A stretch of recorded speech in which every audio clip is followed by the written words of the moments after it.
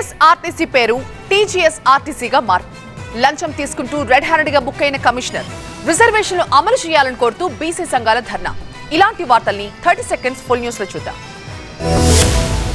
నిర్మల్ జిల్లాలోని భైంసాలో అవినీతి అధికారి ఏసీబీకి చిక్కారు. ఇంటి నిర్మాణం కోసం అనుమతులు ఇచ్చేందుకు లంచం తీసుకుంటుండగా అడ్డంగా బుక్ అయ్యాడు ఆయన. భైంసా మున్సిపల్ కార్యాలయంలో ఏసీబీ అధికారులు జరిపిన దాడుల్లో లంచం తీసుకుంటుండగా municipal commissioner Venkateswarlu, bill collector విద్యాసాగర్లను రెడ్ హ్యాండెడ్ గా పట్టుకున్నారు ఏసీబీ అధికారులు. భైంసా పట్టణ పరిధిలో పురాణం బజార్ కు చెందిన రాధేశం అనే వ్యక్తి ఇంటి నిర్మాణానికి అనుమతులు ఇచ్చేందుకు వెంకటేశ్వర్లు లంచం డిమాండ్ చేశారు. బాధితుడి నుంచి డబ్బులు తీసుకుంటుండగా municipal commissioner Venkateswarlu, bill collector Vidyasagar ను ఏసీబీ అధికారులు రెడ్ హ్యాండెడ్ గా పట్టుకున్నారు.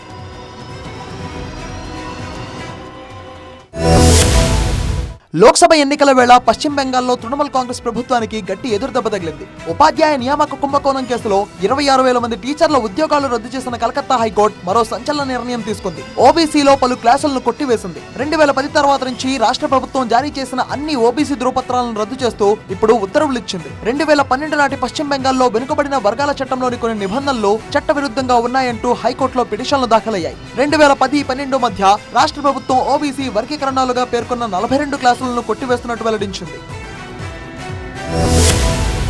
స్థానిక సంస్థల్లో రిజర్వేషన్లు అమలు చేయాలని కోరుతూ బీసీ సంఘాలు హైదరాబాద్ లో మెరుపు ధర్నా నిర్వహించాయి. బీసీ జనసభ ఆధ్వర్యంలో ట్యాంక్ బండ్ పై అంబేద్కర్ విగ్రహం దగ్గర ఆందోళనకు దిగారు. నిరసన కార్యక్రమంలో బీసీ సంఘాల నాయకులు పాల్గొని కాంగ్రెస్ ప్రభుత్వానికి వ్యతిరేకంగా నినాదాలు చేశారు. Congress party Kamareddy BC declaration ప్రకారం స్థానిక సంస్థల ఎన్నికల్లో బీసీలకు 42% రిజర్వేషన్లు అమలు చేస్తామని చెప్పి ఇప్పుడు ఆ మాట మార్చడం బీసీలకు మోసం చేయడమే అని సంఘాల నాయకులు ఆరోపించారు. తక్షణమే బీసీ కులగణన చేసి 42% బీసీల వాటా తేల్చిన తర్వాతనే స్థానిక సంస్థల ఎన్నికలు నిర్వహించాలని బీసీ జనసభ అధ్యక్షుడు రాజారాం యాదవ్ ప్రభుత్వాన్ని డిమాండ్ చేశారు.